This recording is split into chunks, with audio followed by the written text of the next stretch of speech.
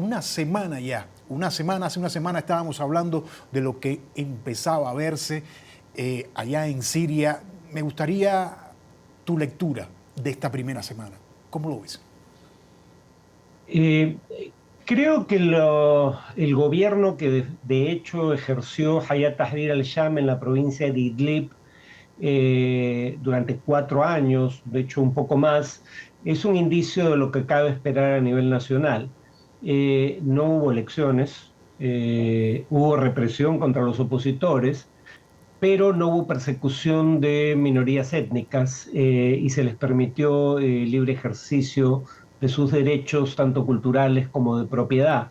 Eso lo vemos replicado a nivel nacional con el añadido de que ahora Hayat Tahrir al-Sham dice que va a tratar de concertar posiciones con otros grupos irregulares armados, consciente de que la única forma de imponer su voluntad sobre ellos que no pase por una negociación sería una guerra. Entonces, creo que el pragmatismo de Hayat Tahrir al-Sham es genuino. El problema es que si hace las cosas por temor a las consecuencias, una vez que crea que no va a haber graves consecuencias en caso de llevar a cabo su agenda, podría tomar un giro, digamos, más conservador en materia política y cultural. Ahora, Farid, hay muchas preguntas que saltan al aire justamente una semana después. Una de ellas, ¿hacia dónde se dirige Siria? Quizás con lo que estabas hablando uno podría darse una idea. ¿Cuán viable sería la instauración de un nuevo Estado islámico y en manos de quién va a quedar finalmente el poder? Tres en A uno, pero ver, bueno, a ver si me la sí, responde. creo que Hayat Tahrir al-Sham y sus líderes entienden que con un país que tiene grupos irregulares armados que controlan distintas partes del territorio, con ejércitos extranjeros que no solo tienen presencia en territorio sirio, sino que después de la caída del régimen, a quien consideraban un enemigo, están bombardeando sistemáticamente blancos dentro de Siria.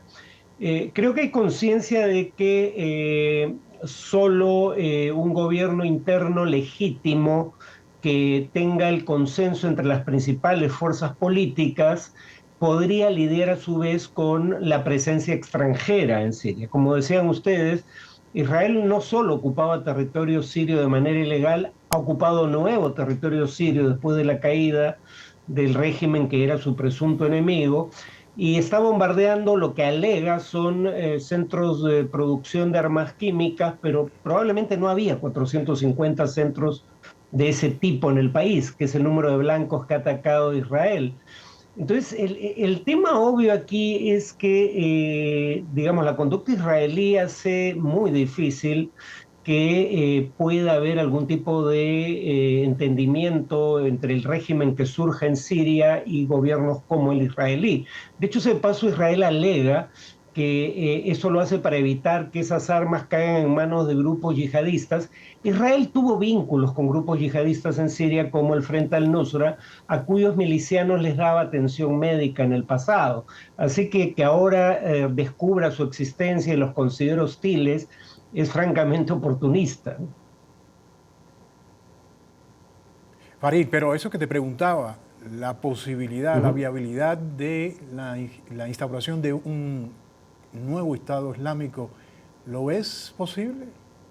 Quizás a corto, No, mediano, largo y plazo. creo que Yulani, el líder máximo del grupo que ahora controla el Estado, lo entiende, que el intento de imponer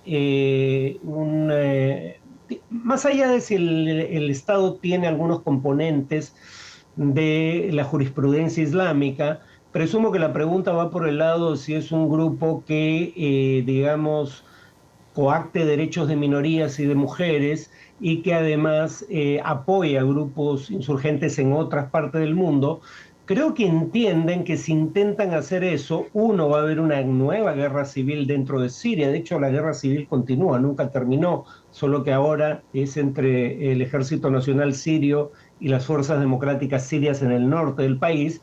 y dos, nunca van a lograr, digamos, librarse de la presencia extranjera en su territorio y el accionar discrecional de ejércitos extranjeros en territorio sirio. O sea, por eso digo que creo que lo que motiva a este grupo es el pragmatismo. No son principios, pero al menos entienden que si dan rienda suelta a sus peores instintos, todo podría ir peor para ellos y para Siria. Y por último, Farid, está por un lado países vecinos que ya anunciaron que van a apoyar una fase de reconstrucción, pero por el otro lado estamos viendo el factor Israel y este plan que hablábamos al principio de expansión de ocupación en los altos del Golán y por supuesto que le mete más presión y tensión al asunto. ¿Cómo lo ves? Bueno, Israel tiene, o los gobiernos israelíes tienen la inveterada costumbre de tomar ventaja táctica cuando creen que pueden hacerlo, como ahora, sin parar mientes en cómo eso puede terminar siendo un augurio ominoso hacia el futuro.